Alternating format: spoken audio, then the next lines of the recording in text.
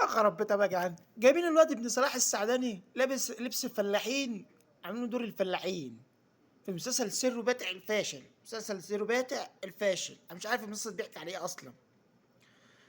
جايبينه بقى يا عم ايه، لابس لبس الفلاحين ولابس الجلابيه. انا اول مره اشوف الجلابيه دي بصراحه، حد من الفلاحين يلبسها. انا اول مره اشوف الجلابيات زي دي، يعني بيجيبوا الجلابيات دي منين انا مش عارف. رافع الجلابيه لحد الركبه، وجايب لي حته خلقه وربطت على جسمه، على وسطه، وعامل لي فيها الفلاح.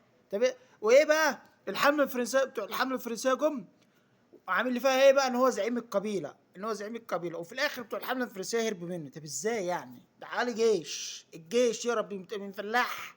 ازاي يعني؟ ما ده يا جدعان الضحك على الدول اللي احنا بنشوفه اليومين دول. ضحك على الدول.